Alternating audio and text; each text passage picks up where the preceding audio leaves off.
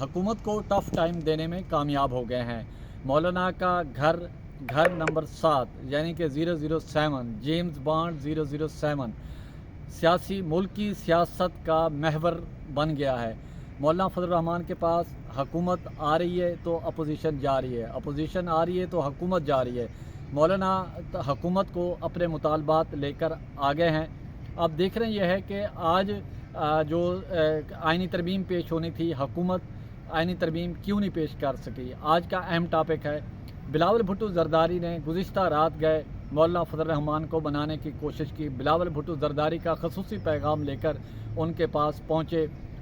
سابق وزیر اعظم نواز شریف کا بھی رابطہ ہوا، وزیر اعظم شہباز شریف بھی بھاگتے بھاگتے وہاں پر گئے اور معاملات طے پا گئے۔ اور ذرائع کا یہ دعویٰ ہے کہ جمعیت علماء اسلام اور پاکستان تحریک انصاف جو آئینی مسودہ ہے ان دونوں کے درمیان اس پر اتفاق رائے ہے، اور جو آج کمیٹی میں ہوا ہے اس پر بھی پاکستان تحریک انصاف کا اتفاق ہے اور جمعیت علماء اسلام کا بھی اتفاق ہے۔ ججز کی تعداد میں تھوڑا بہت ہے لیکن وہ بھی اس چیز کو کلیئر کر دیا جائے گا۔ جمعیت علماء اسلام نے حکومتی جو مسودہ ہے اس کی حامی بھر لی ہے۔ جمعیت علماء اسلام کا ہی ایکچول یہ مسودہ ہے۔ آج اہم بیٹھک ایوان صدر میں بھی ہوئی، کل وفاقی کابینہ کا اجلاس بھی ہے اور توقع یہی کی جا رہی ہے، زیادہ تر امکان ہے کہ کل سینٹ سے یہ آئینی مسودہ پیش کیا جائے گا، وہاں سے منظوری لی جائے گی۔ اس کے بعد پھر اگلا جو پڑاؤ ہے وہ قومی اسمبلی اجلاس میں اس کو لے کے جایا جائے گا، وہاں سے منظوری لی جائے گی۔ تو اس سے سب سے پہلے جو ایک مرحلہ ہے وفاقی کابینہ میں 9:30 بجے کابینہ کا اجلاس بلایا ہے، تو اس میں یہ مسودہ پیش کیا جائے گا اور وہاں سے منظوری کے بعد پہلے سینٹ پھر قومی اسمبلی میں لایا جائے گا۔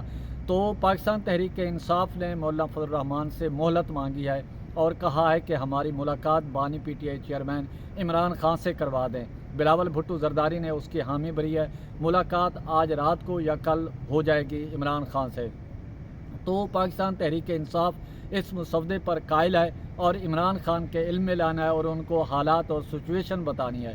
اگر ان کیس عمران خان پاکستان تحریک انصاف کی قیادت کی بات نہیں مانتے تو پھر مولانا فضل الرحمان کے پاس ایک دلیل ہے کہ دیکھیں میں نے تو آپ کی بات مانی اور آپ نے میری بات نہیں مانی اور میرے پاس کوئی اور چارہ نہیں ہے۔ اسی کے ساتھ پرچار کی ٹیم کو اجازت دیں، گرد و نواح کا خاص خیال رکھیں، لوگوں کے لیے آسانیاں پیدا کریں۔